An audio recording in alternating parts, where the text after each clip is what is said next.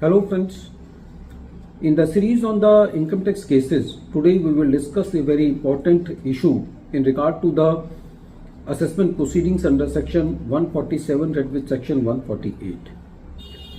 The issue before the Honorable Madras High Court through a writ petition in the present case was that if the notice is issued to the assessee under section 148 and the assessee files his return of income in response to the notice under section 148 and requests the assessing officer through his registered email ID for the copy of the reasons for which the notice has been issued to the assessee, and the assessing officer does not provide the reasons before completing the assessment of the assessee, so whether the non-supply of the reasons can be fatal for the assessment proceedings or whether the assessment proceedings can be quashed only on this ground.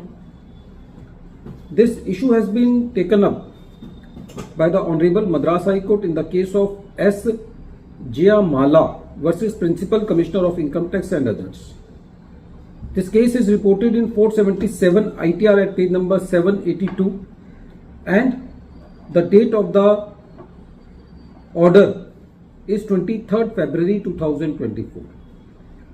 The present case relates to the assessment year 17-18. In the present case, the assessee has filed return of income on 31st July 2017 by declaring an income of rupees 4,65,920 rupees. The assessment of the assessee were completed under section 143 subsection 3, making some additions. The assessee filed the appeal before the CIT appeal, and when the appeal was pending before the CIT appeal, the VSVS scheme 2020 came, to which the assessee applied and the certificate was issued to the assessee. But the assessee was shocked to receive the notice for the same assessment year under section 148 dated 25th March 2021. The assessee filed the return of income in response to the notice under section 148, and the assessee requested for the copy of the reasons through his registered email ID.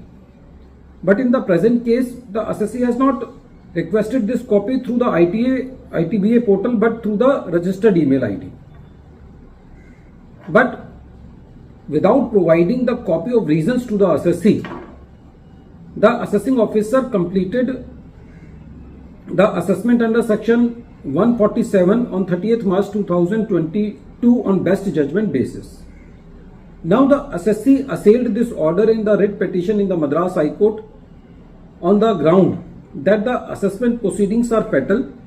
The assessment proceeding should be quashed on the sole reason that the copy of the reasons have not been provided to the assessee after request by the assessee through his registered email ID.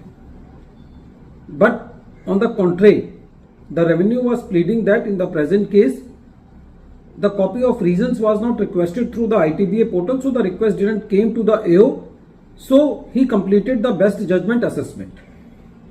When the court heard the matter, the court said that in the present case, the paragraph 3 of the assessment order mentions a email ID, which is the same email ID from which the assessee has requested the copy of the reasons from the AO.